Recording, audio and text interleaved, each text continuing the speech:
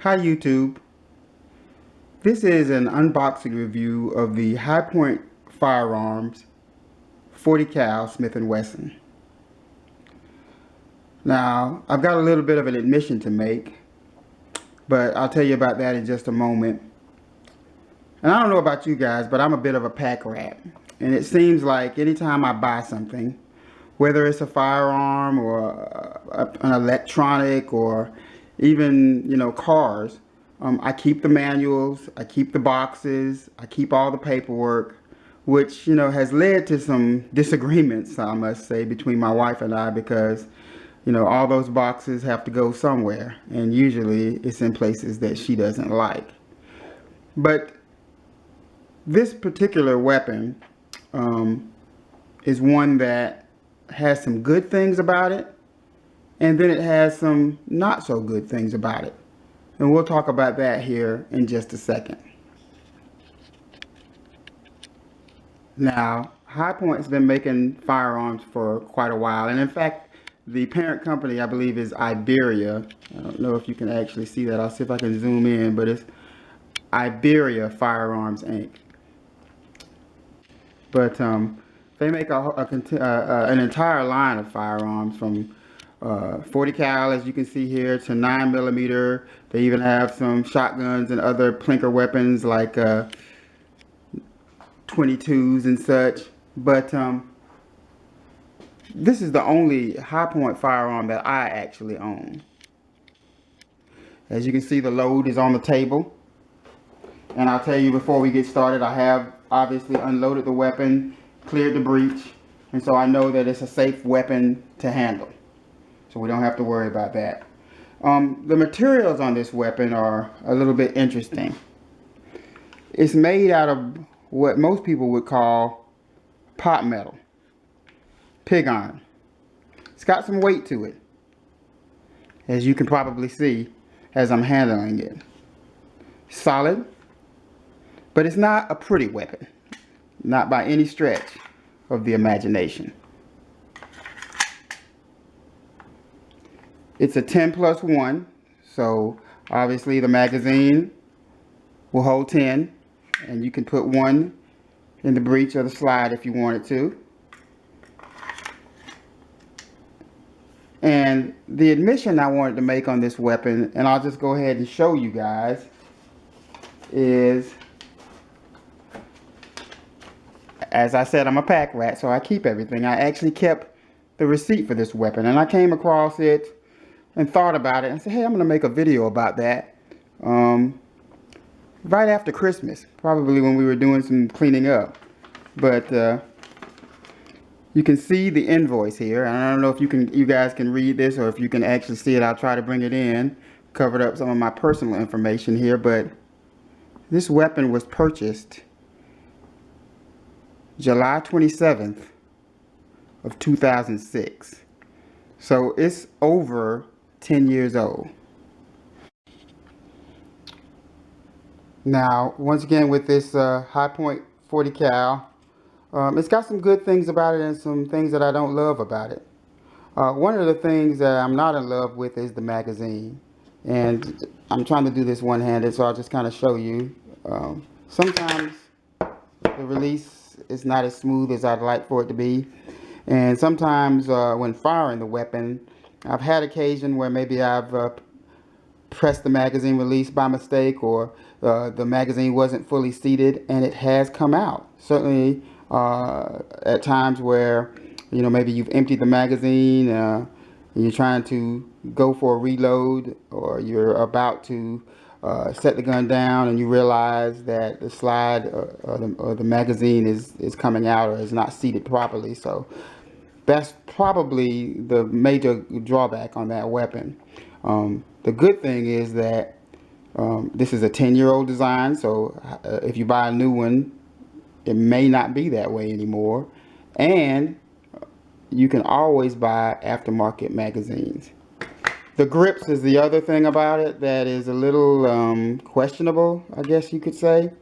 Obviously, this is a very cheap weapon, $139 as I mentioned. But the grips are pretty slick. They're made out of plastic, can break, can crack. Not the most comfortable in your hand, but you know, it is what it is for a $139 weapon. So those are the two biggest drawbacks for me, the magazine and the grips. But for the price I paid for the gun and what I use the weapon for, High Point's done a great job. Eagle Guns is a local gun shop that I highly prescribe to here in Concord, North Carolina. It's a great little shop. They actually have a firing range now, so if you guys get into the area, stop by and see them. But I'm just going to show you, and again, you may not be able to see it or read it, but I bought two weapons on this particular day. One of them was a Taurus 9mm PT-111, and this weapon. It's a model JCP 40 cal Smith & Wesson. And for both weapons, I paid a total of $469.73. And as I said, I keep my things, I keep them nice, I keep them where they're supposed to be, and I can collect them. And if I want to resell them or do anything with them, I've got all that information, all that together in one place. So here's the manual showing you some paperwork from the gun when I originally bought it. So I have all that. But back to the unboxing review and the weapon in general. In the 10 years that I've had it, I probably haven't even put more than 1,200 rounds through this weapon. And honestly, of all my weapons, I have to say this is one of my favorites. Not only is it heavily made, as you can see, but it's also a weapon that is fairly accurate, controls recoil well because of that weight, and it is not a weapon that I'm going to risk my life with or, you know, rely on heavily for day-to-day carry use.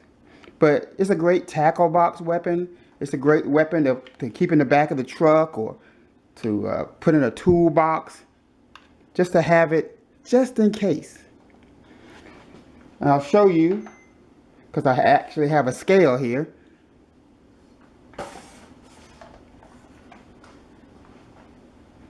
Just looking at the weight of the weapon,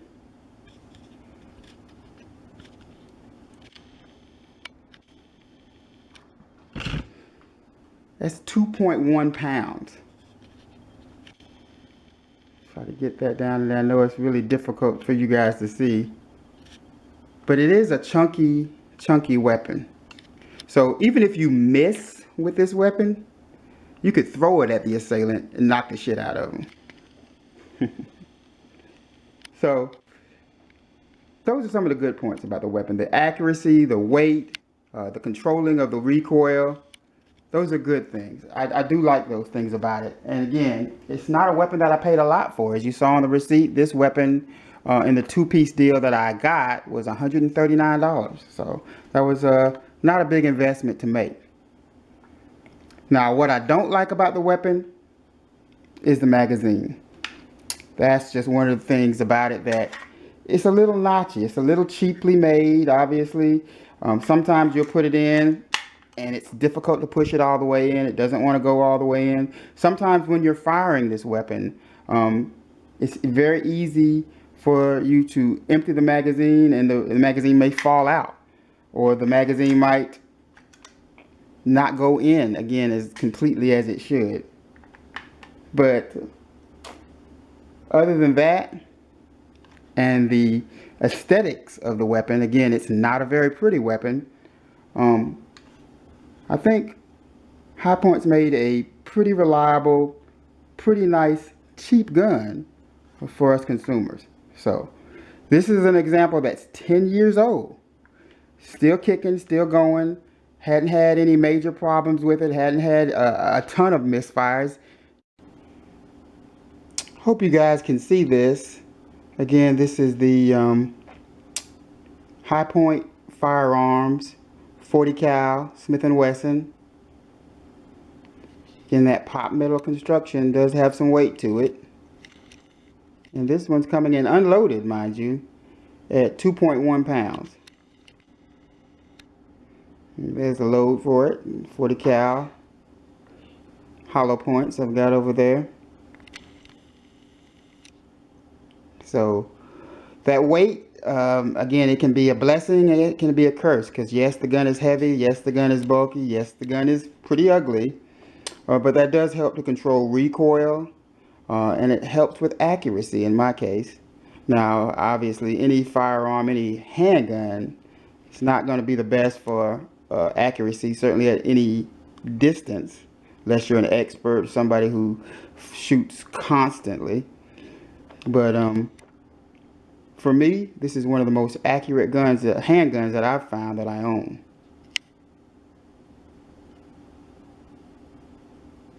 I could pack it up, I could send it back to High Point, they would fix it. I've seen that they've been able to replace magazines for people if they had a problem with them. They've replaced other parts, or if the pot metal, as I call it, cracks or breaks, it's warranted for a lifetime. So, gonna keep that gun. Again, it's my tackle gun, just something to have on hand in case I need it. Hope you guys have enjoyed this review. Remember to subscribe and give us your comments. What do you think about High Point? It's not Smith & Wesson. It's not even Taurus. It's certainly not Bersa or any of the other major gun manufacturers out there that have a lot better reputation, I'll say, for a daily carry or for something that you want to rely on in dire situations, let's put it that way. But for what I'm using it for, it's done a great job. So again, comments, tell us what you think, and stay safe. Thanks for watching.